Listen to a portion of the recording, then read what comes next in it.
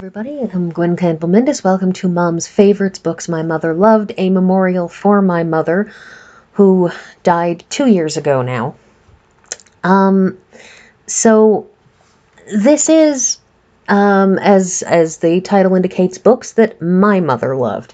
This is not books that my father loved, because oddly enough, the book that I'm about to talk about is a book that, when talking to my father, who compiled this list for me, he said that he really thought that this was not the greatest thing that there ever was, but that my mother adored this book. And there are things to recommend it, I grant, but it's a book that I feel is overly subject specific, I suppose one might say. In any event, the book in question, Green Hills of Africa by Ernest Hemingway, is a book that, well, allow me to read the somewhat pithy statement that in the foreword. Unlike many novels, none of the characters or incidents in this book is imaginary. Anyone not finding sufficient love interest is at liberty, while reading it, to insert whatever love interest he or she may have at the time. The writer has attempted to write an absolutely true book to see whether the shape of a country and the pattern of a month's action can, if truly presented, compete with a work of the imagination. I am sorry to say, Mr. Hemingway, that it cannot. But, let me also, as a side note, say that this moment of saying anyone not finding sufficient love interest is at liberty while reading it to insert whatever love interest he or she may have at the time, I would like to note for the record that this is something that probably goes for every single work of fiction ever. You are free to imagine whatever love interest you want in whatever work of fiction you want. That doesn't oblige the author to write it for you. I say this because there are some very, very angry comments floating around on various fan fiction websites, among other things, about people who get upset with an author who has decided to not write any romance at all, as though somehow they were obligated to, or indeed writing romances that the people demanding felt were wrong in some way. Anyways, so I'm going to start with something here that I will come back to when I am finished with what I have to say about the book, the actual contents of the book. And that is, while this cover is somewhat faded, so it's hard to see, but if you look at this has some very, very lovely illustrations. The green section of the cover that you see here, as well as the back, I put up this section of the spine because the impala, or whatever the heck that is, shows up better there. But that green section has this lovely patterned, African pattern, pen and ink style inspired drawing there, and it's very print-like. It's not just it's very print-like, as in like a woodcut or other type of print. And it's really, really lovely. The interior illustrations are also equally lovely. Some of them are atmospheric, and it's just, this is the part of the book that I really, really adore. So I have pictures, because this particular edition, I don't know about other editions, but this particular one by Charles Scribner's Sons, which, only says copyright 1935. I'm not sure if there is, in fact, a print date on this. But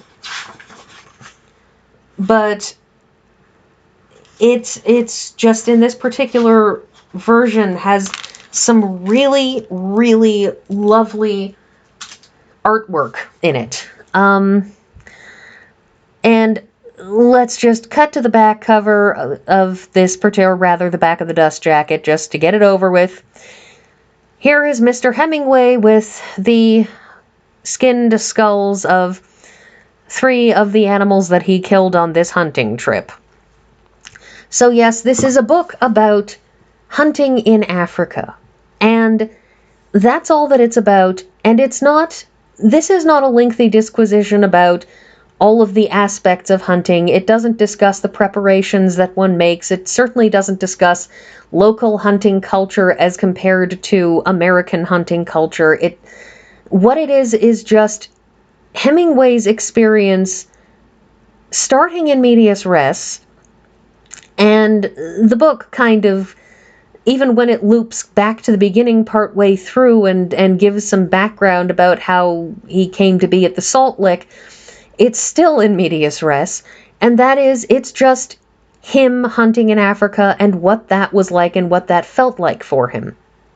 And so there are a lot of things in here that may come across as significantly American, white, male, privileged thing, whatever, but you're talking about a book that was published in 1935, and this is what he personally experienced. This isn't the grand experience of all of Africa. This isn't even the grand experience of whatever part of Africa, of the African savannah he was in.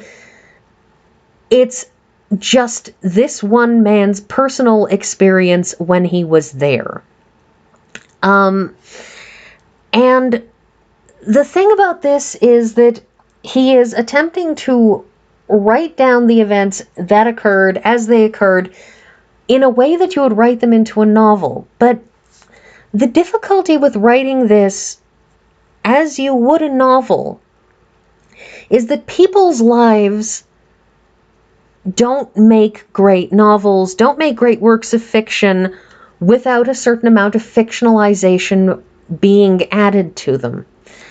And one of the first problems is that he has taken down, I do not doubt that he has written down the dialogue such as it is, as was spoken between people, what people said to each other. I have little doubt that he took it down as best as he remembered. But here's the problem. Conversations that real people have in real time with each other are much, much slower and much, much more awkward than happen in fiction. That there are things that are funny jokes when you're with somebody and you're chatting with them and it's a friend and you're going back and forth about it. But when he's got this in the book, there's a section where he's discussing literary conversations, where what it really is I had a literary conversation with this famous author once. We went hunting together and then got drunk. And about a lot of things. I was walking down the street and I stumbled into James Joyce. But the thing is that all of these are non-events. They're non-event stories. And while if this were a novel, you could clean this up and use it to, create a line about, commentary about how famous people are still just people, or how writers, when they're not actually writing on the page, are not necessarily, the most marvelous interlocutors you'll ever meet, because, well, just because I am a writer does not mean that I can necessarily speak well. That's why I'm a writer. And so on and so forth. And, you can make it into a commentary, you can make it into something funny and ironic, but here, while it would be funny and ironic sitting around the campfire talking with a friend about this, it's flat and sad and empty in this because he hasn't cleaned it up. He hasn't added any of the necessary bits and pieces of exposition or extension or careful word choice or anything else that so characterize good writing and good dialogue writing in fiction. The story, such as it is that he has taken, a couple weeks worth of time during the course of this hunting trip and described what happened in minute detail. And he's done his best to make it literary, but it's kind of just this meandering, pointless thing because he's trying to capture the wholeness of the experience. The problem is that the wholeness of the experience also involves standing around getting itchy and not in ways that mean anything.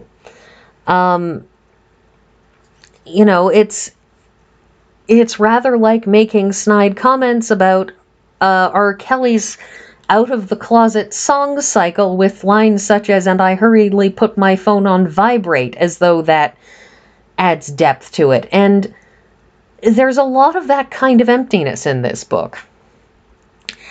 But this, look at this drawing, look at the patterns that offset it, but also just these beautiful drawings. And I don't know if these are prints or if they are, like, if somebody actually made prints. The guy who did these, I believe the person who did these is,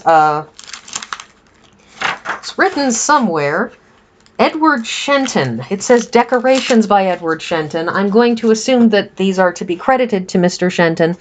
I don't know if these are pens or if these are pen strokes or if they are print. They have a feel to me somewhat of print, that there's